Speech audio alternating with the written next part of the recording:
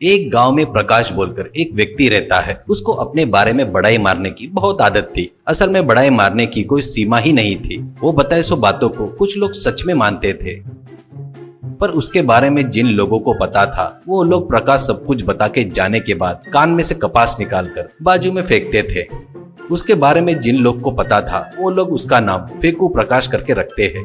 एक दिन सुबह ही उठकर वो, मम्मी कल रात को मुझे मेरे दोस्त ने 5 स्टार होटल में पार्टी दिया, इसलिए लेट हो गया। आज भी किसी स्टार होटल में डिनर हो सकता है, मेरे लिए कुछ नहीं बनाना, ऐसा कहता है। तो पिताजी, अरे वही रहे, उस दिन रात में तू अपने दोस्तों के साथ बिंगम डोसा सेंटर में डिनर किया था ना, वो मैंने देख लिया रे, उसके बारे में ही बता रहा है क्या? उसके पीछे आकर खड़े हो जाते हैं। वो उसकी तरफ देखे बगैर, अरे तुमको एक बात पता है क्या, अपने मैनेजर को बिल्कुल भी काम नहीं आता, नाम के लिए IIT की पढ़ाई किया करके बहुत बोलते हैं ना, देखो मिनिमम नॉलेज भी नहीं है। हर छोटे काम के लिए मुझे अपने कैबिन में बुलाकर डाउट पूछते रहते हैं। असल में वो डाउट कितने सिल्ली रहते हैं बता भी नहीं सकता। एक बात बोलूं तो मैं यहाँ काम छोड़ दिया तो उनका तो पूरा काम तमाम ही हो जाएगा रे भाई करके हंसते रहता है। तो मैनेजर पीछे से कंधे पर हाथ रखता है। प्रकाश पीछे पलटकर मैनेजर को देखकर घबरा जाता है। मैनेजर, मिस्टर प्रकाश, सभी लोग तुझे फेकू प्रकाश करके क्यों बोलते हैं, अभी समझ में आ गया। तू जो बहुत सारे मिस्टेक करता है ना, उसको करेक्ट करने के लिए कैबिन में बुलाता हूँ तो तू मुझे ही काम नहीं आता करके बोलता है क्या?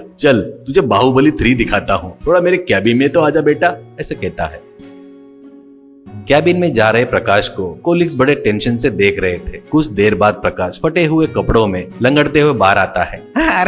अरे कुछ नहीं हुआ, मैनेजर जी ने अपने बारे में दोबारा वैसा नहीं बोलना करके रिक्वेस्ट की है, मैं ठीक हूँ। लड़की से शादी होती है। शादी के मंडप में फोटोग्राफर फोटो निकाल रहा था तो प्रकाश, भाई लेंस कौन सा लगाया, फोकस बराबर एडजस्ट किया ना, और हाँ माइक में बराबर सुनाई दे रहा है ना, चेक कर ले भाई, ऐसा कहता है। तो रम्या, तुमको कैमरे के बारे में इतना नॉलेज है क्या, ऐसा कहती है बड़े आश्चर्य से। तो प्रकाश, सिर्फ कैमरा ही नहीं, ऐसी कोई बात नहीं जो मुझे नहीं पता इस दुनिया में। असल में बाहुबली बनाते वक्त असल में राजा मौली को बगैर पता चले उसका कैमरामैन संदिल है ना, मेरे से बहुत बार कांटेक्ट किया, कौन से सीन में कौन सा किस एंगल में लगाना है, ये सब मेरे पास से पूछता था। खास करके लड़ाई वाले सीन में मैंने बताए सो लाइटिंग का ही इस्तेमाल किया। ऐसा कहते ही रम्या आश्चर्यचकित हो जाती है।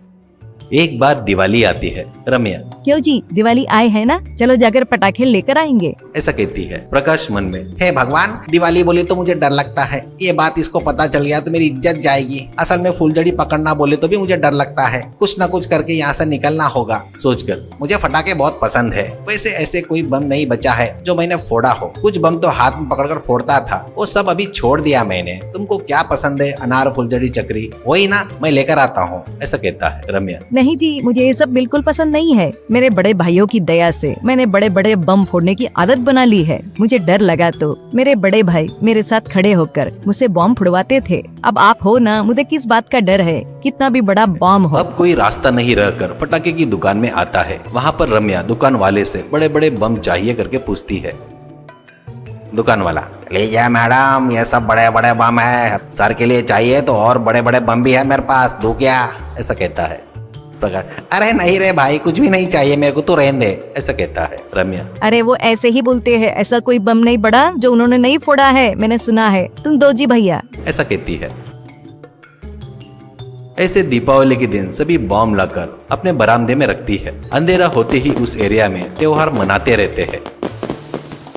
रम्या एक एक बम लेकर बूम भड़ाम धड़ाम करके फोड़ रही थी। प्रकाश किसी से फोन पर बात कर रहा है करके नाटक करते रहता है।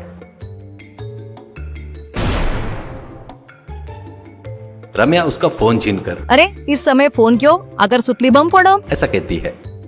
प्रकाश, अरे मैं सुतली बम फोड़ू क्या, मैं क्या हूँ, मेरा रेंज क्या है, किसी ने देख लिया तो मेरी इज्जत चली जाएगी, मैं नहीं फोड़ूंगा, ऐसा कहता है वो। अरे ठीक है, आप मत फोड़ो, मैं फोड़ती, आप आकर बाजू में खड़े हो जाओ, मुझे थोड़ी हिम्मत आएगी, ऐसा कहती है। प्रकाश, अरे वो ही नहीं रे रम्या, तू जाकर फोड़ ना, मैं यहीं से देख लूंगा, ऐसा कहता है। तो रम्या, अरे क्या हो जी, आप बहुत ज्यादा नखरे कर रहे हो, कहकर उसका हाथ पकड़कर लेकर जाती है।